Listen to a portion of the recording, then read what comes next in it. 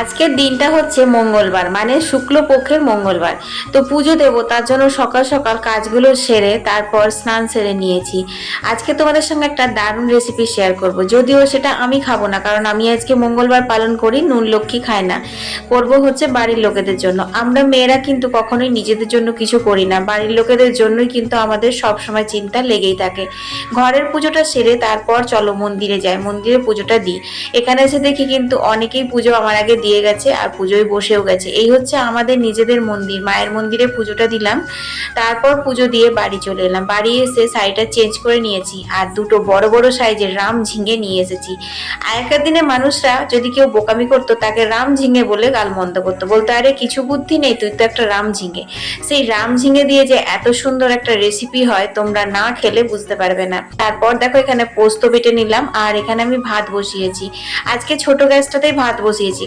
তো দেখো ঝিঙেগুলো লম্বা লম্বা করে কেটে নিয়েছি আর আলু সেদ্ধ করে জল ঝরিয়ে নিয়েছি। এখানে পোস্ত বাটা হয়ে গেছে আর এই যে চিড়ে নিয়েছি কয়েকটা কাঁচা লঙ্কা, এটা একটু ঝাল ঝাল বেশি ভালো লাগে। চলো রান্না শুরু করা যাক। সর্ষের তেলে 5 ফোড়ন আর কাঁচা লঙ্কাগুলো দিয়ে দিলাম, তারপর দিয়ে দিলাম কুচানো পেঁয়াজ। পেঁয়াজ দিয়ে ভালো করে নাড়াচাড়া করে নিতে হবে আগে, তারপর দিয়ে দিলাম হচ্ছে কেটে রাখা ঝিঙেগুলো। ঝিঙেগুলো দিয়ে নুন আর হলুদ দিয়ে তারপর একটু ভাজা ভাজা করে নেব। ঝিঙে ভাজতেই কিন্তু ঝিঙে থেকে অনেকটা জল বেরোয়। তারপর দিয়ে দিলাম হচ্ছে সেদ্ধ করে জল ঝরিয়ে রাখা আলুগুলো। এরপর আর কিছু না, ঢাকা দিয়ে গ্যাসটা কমিয়ে দিয়েছি। তারপর এখানে কলের জল চলে এসেছে, চলে এলাম টুকটুক করে কলের জল নিতে। কলের জলগুলো ভরে তারপর ঢাকা খুলেই দেখি ঝিঙের জলে কিন্তু ঝিঙে সেদ্ধ হয়ে গেছে আর কি সুন্দর একটা গন্ধ বেরিয়েছে জানো। তো তারপর এখন দেখো পোস্ত বাটাটা দিলাম, দিয়ে অল্প একটু নাড়াচাড়া করে কিন্তু নামিয়ে নিতে হবে, বেশিক্ষণ ফোটালে চলবে না। তার সাথে রয়েছিল পেঁয়াজ দিয়ে মসুর ডাল, অনেকদিন পর পেঁয়াজ দিয়ে মসুর ডাল করলাম। আর এই ডাল পোস্তর সাথে একটা কড়াই অমলেট না থাকলে কি হয়। এবার তোমরা হয়তো বলছো আমি কড়াই অমলেট কেন বলছি, দেখো সাধারণত আমরা ডিমের অমলেট ফ্রাইং প্যানে করে থাকি, কিন্তু এই কড়াইয়ে যদি অমলেট করা হয় না, বেশ মোটা সোটা একটু ভালো হয় খেতে, আমার ছেলে খুব পছন্দ করে।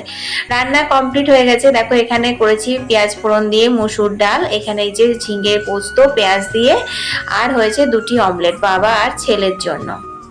তো বন্ধুরা আজকের লাঞ্চ মেনুটা তোমাদের কেমন লাগলো? দারুণ না? খুব সিম্পলের মধ্যে পেঁয়াজ দিয়ে মসুর ডাল, পাতলা করে অমলেট, তারপর ঝিঙে আলু পোস্ত পেঁয়াজ দিয়ে, দারুণ লাগবে না?